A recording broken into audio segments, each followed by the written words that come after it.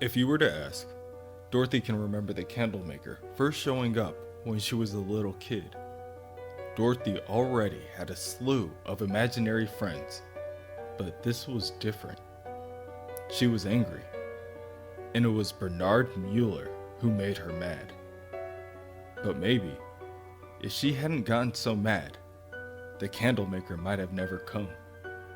Bernard was a bad kid. He did a lot of bad stuff.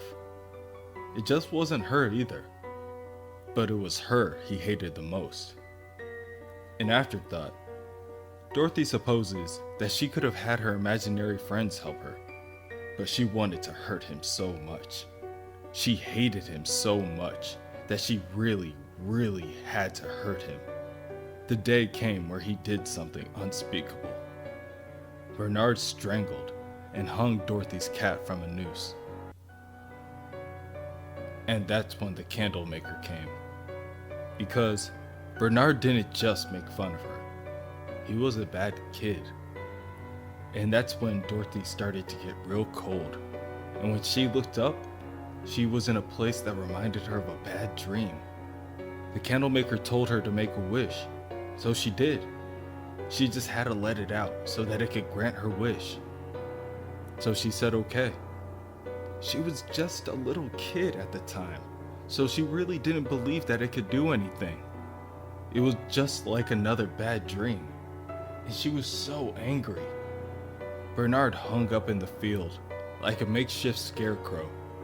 There was a bandage all twisted right through Bernard's intestines, spewing out of his mouth. Nobody knew what happened. Nobody, except Dorothy. The Candlemaker wanted Dorothy to make more wishes. It said that it could do anything she wanted as long as she let it out. The more it got out, the stronger it would get. Dorothy explains to the others that when she first met him, she was terrified. So she shut the Candlemaker away within a room in her mind. She didn't even think about the Candlemaker again until the event at the Pentagon. She was afraid for her life, and she just had to make a wish to save her friends. But now, the Candlemaker is out, and they're all going to die anyway. Jane looks over to Kipling and asks him, what exactly are they dealing with? Kipling lifts his cigarette to his lips before lighting it and inhaling deeply. The only thing he can reason the Candlemaker to be is an egregore of some kind.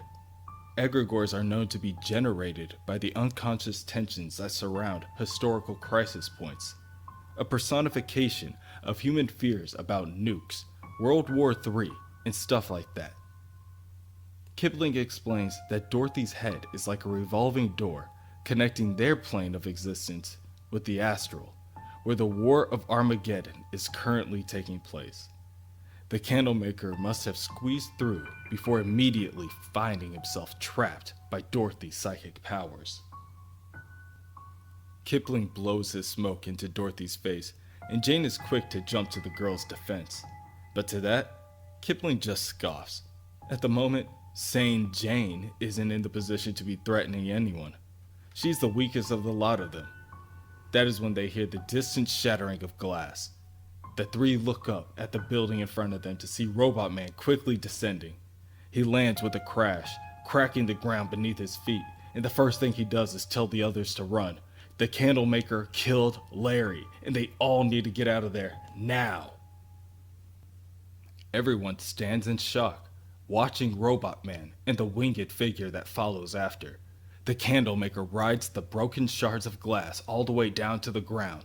He tells the Doom Patrol that there is nowhere left to run. He is everywhere. He made this. The two girls and Robot Man turn to run, leaving Kipling alone momentarily with the threat at hand. The Candlemaker fires a white-hot burning energy from his third eye, which ignites Kipling's right arm instantly. Before Kipling can turn his head to look at the damage, his skin and flesh are already melted away. Kipling's body is unable to handle the pain, and he immediately begins to vomit. Dorothy, in turn, slows down and tries to aid him the best that she can. Robot Man orders Dorothy to take Kipling to Danny the Street before turning his sights back onto the Candlemaker. This is for real. The Candlemaker inches forth, angry. Robot Man then examines his surroundings and finds a car crashed in a nearby building. He grabs the car and heaves it over at the Candlemaker. The crash causes a fuel line to crack, and the leaking fuel is ignited by the Candlemaker's flames. The result is an explosion that Cliff and Jane are only barely able to avoid. The Candlemaker is consumed in flame before he flaps his powerful wings and disperses them with ease. He watches Robot Man and Jane run away and continues to follow them. The two take a turn down an alley and notice that Danny the Street is already gone. In order to catch their breath and think for a couple of seconds, Jane suggests that they hide in a store across the street. The two of them, the Doom Patrol's last stand. Who would have figured they would end up like rats in an alley, Cliff comments. Jane reminds Cliff that they aren't rats, they're humans. But if he's going to be honest, Cliff doesn't have time for it. He's glad that Jane is well, but she has to understand that things are never going to change for him. He doesn't even have a brain anymore. There is less and less of him all the time. The two argue for a little while before Jane concludes that it isn't just bullets and missiles that can't get through that thick skull of his. Doesn't Cliff understand that there are people out there who love him? As the two make their way out the other side of the building, the Candlemaker finds them. He rushes full speed at the two heroes. Robot Man is barely able to push Jane out of the way before taking the full force of Candlemaker's attack. Death? No, this will be even worse than death. Even death fears the Candlemaker, for he is but one of many things worse than death, and he will show them. Jane turns to run away from her attacker, and Robot Man tries to distract the Candlemaker, but it is too late. A portal opens up in front of Jane and begins to spiral, driving her mad. Buildings and seas and dances, lights. Her head is full of lights, and they're dragging her down. Jane lifts her hands up to the sides of her head and begins to scream for help, for Cliff, for someone. But the Candlemaker shouts that their world is only one of many, and none of them are real. He makes them all, and he will send her to hell. Robot Man jumps to his feet and runs over for Jane, hand reaching out for hers. The powerful portal pulls Jane as if there were no resistance at all. She isn't strong enough to fight it. Robot Man calls out for her, telling Jane that he will find her. Wherever she is, he will find her. And then she's gone. Nothing left but a cloud of smoke. The Candlemaker cackles before telling Robot Man that Jane is gone. She's in hell suffering, and he will never be able to find her. She's gone forever, and he's the only one left.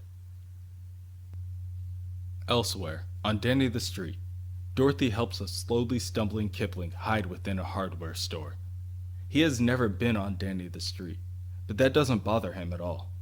Kipling tells Dorothy that he was able to confine the Candlemaker within New York, but that will do all hell for the people stuck in there with him. Everyone has 7 souls, and the Candlemaker will kill each one of them, one by one, until there is only the shell left. After that, Kipling begins to lose his balance and falls back against a wall. He needs a drink, he tells Dorothy. All he needs is a drink. And an aspirin. Back in New York, Robot Man makes for his escape by jumping into a car and driving away. The Candlemaker watches the car get smaller in the distance before seeing the car turn around and plow forward at full speed. Robot Man grips the wheel and aims the car directly at the Candlemaker. He knows how to kill him. He just needs time. The car hits the Candlemaker and knocks him off balance before toppling over on its side. It's only sheer luck that the car slides back on its 4 wheels, but when it does, and when Robot Man regains composure, the Candlemaker is nowhere to be found.